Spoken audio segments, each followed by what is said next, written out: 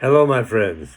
This is Rabbi Aharon Dobinsky coming to you today from the holy city of Jerusalem in the beautiful country of Israel. A Freilich and Purim. Purim Sameach. Happy Purim.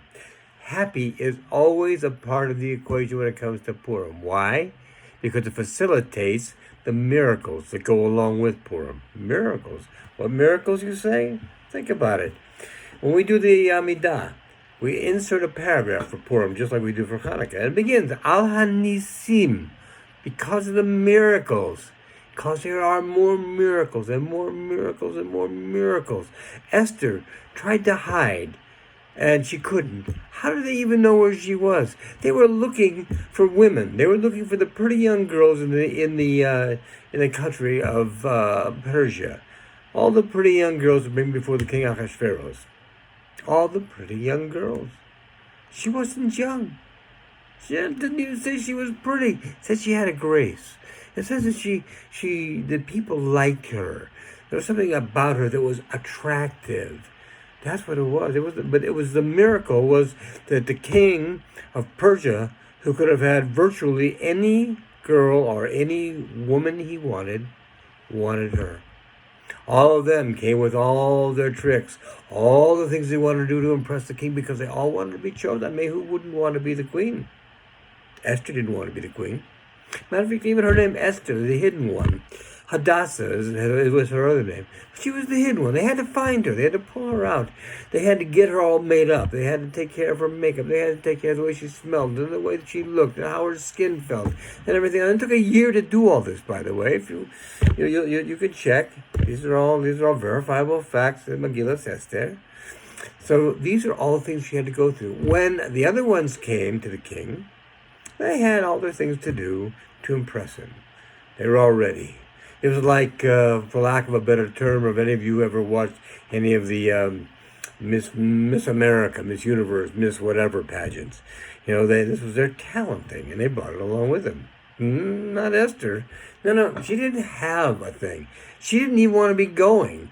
While the other ones couldn't wait to get in front of the king, they had to pretty much drag her out there to be with the king. It's an amazing thing. But it goes to show what the miracles are of Purim.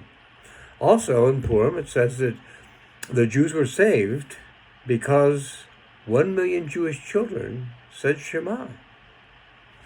Said Shema. So what? They said Shema. So what? Shema is that important. It shows our connection to HaKadosh Baruch Hu. It's the most important thing we could do, and we had 1 million children doing this. So you can see that in itself doesn't seem like it would be the thing, but yes, it was. You see, the attachment to Hashem is a great thing. To be closer to Him gets you what you need in the way of things that could actually be called miraculous. And we've talked about this before. There are miracles every day in our lives. We see them all the time, and something we don't see all the time. We see the miracle that we get up in the morning, that Hashem in His infinite wisdom creates the world anew every day, and then chosen us as one of His team members for today. We're up. I say thank you. Modeh ani lefanecha. I want to thank you. My eyes work, my hands work, everything on me works. This is really good. Thank you, Hashem. If you don't believe, by the way, that's enough of a miracle, visit any hospital in your neighborhood, any hospital that you could go to, and you'll find out there are a lot of people who wish they had the miracles that you have and that you may not yet appreciate. How can you be truly happy? By appreciating what you have. That's not me saying that. That comes out of Pirkei Avos. It's important. Who is truly happy? The one who is satisfied with what he has. Can you want more? Yes, you can want more. That doesn't preclude the need for wanting more, or desire for wanting more. You can be satisfied with what you have and still have wants. I tell people all the time that my needs are small. My wants are many. There are many things I would love to have if the opportunity presented itself. But in the meantime, am I going to be miserable because I don't have them? I don't think so. I'm not going to be miserable because I don't have them. So you see, you can ask Hashem for everything. Remember we talked about this in the Ashrei. You open your hand and provide for the needs of every living thing. It doesn't say the needs, actually. It says Ratzon, the desires.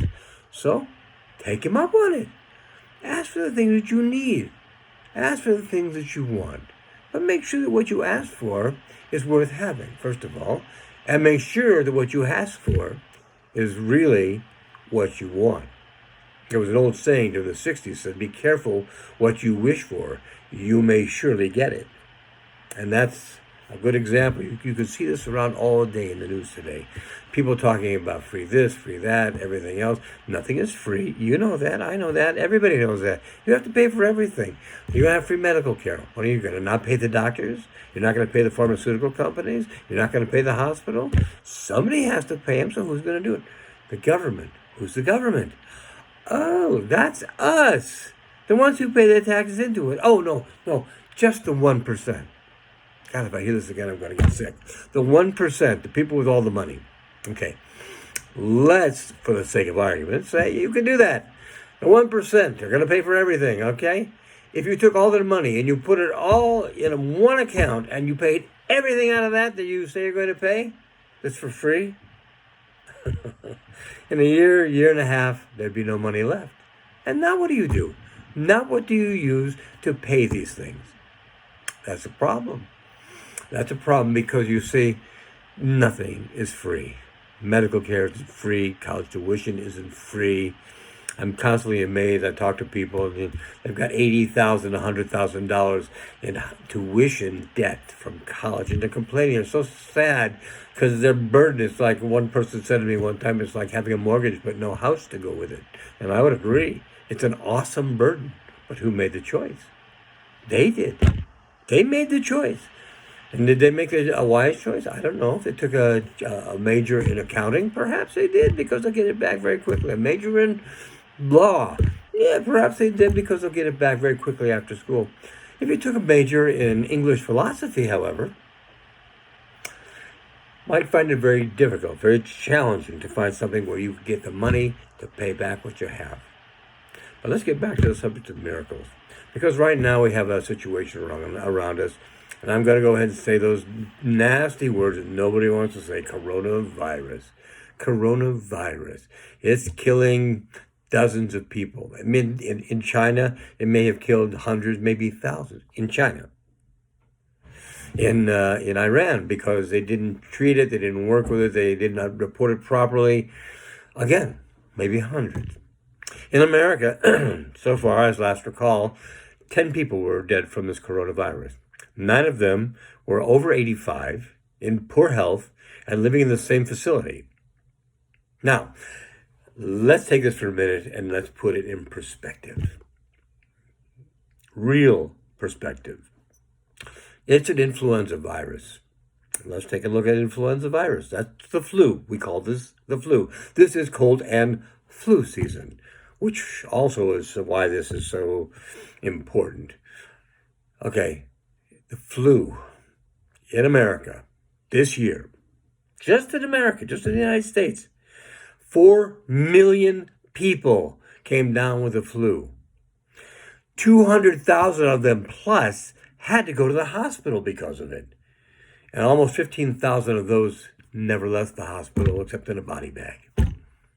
It's sad. That's a big number of people, particularly when you compare it to this panic of the coronavirus. The coronavirus, oh my God, what's it going to do? We got to wash our hands. We can't touch. We can't this. We can't that. Stay out of the... You know something? All these things are great advice for flu season. For anybody in flu season, not coronavirus, the flu, the cold, anything else. They're all good advice. Stay out of crowds. Wash your hands. Stay away from people who are coughing and sneezing. This is good advice for anybody. They've taken another step and they make people quarantine themselves. Here in Israel, you come back from a country where there's a problem, you are quarantined for 14 days. In your home, but you are quarantined, assuming you stay there. And we assume you do. So, these are what we're looking at. But Hashem, whenever He gives us a tribulation, always gives us a way out of it. I mean, He always gives us a way out of it. This week, we have the golden calf. Moshe dropped the Ten Commandments. They say sometimes, some of the scholars say, that they were so heavy he couldn't physically hold them anymore and the letters went floating back to heaven.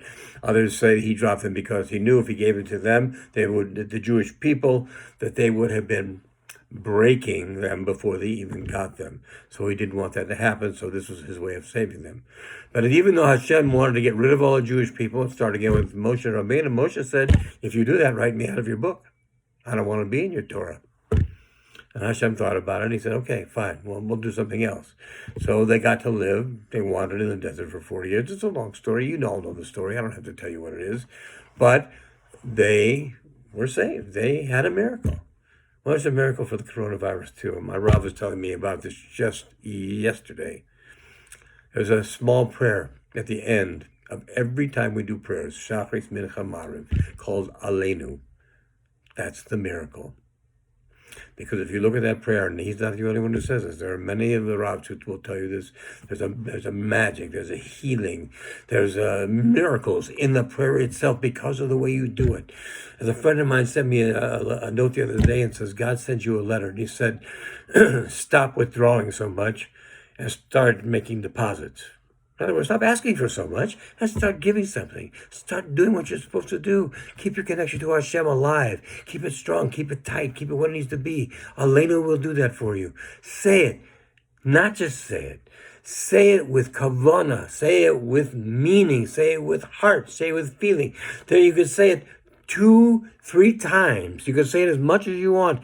The more you do, the more likely there is to be miracles in your life. That's what we want. Miracles in our life. We can't ask for miracles, but we can't accept them. So, having said all that, I want to wish you all, again, a Freilich and Purim. A Purim Sameach, a happy Purim.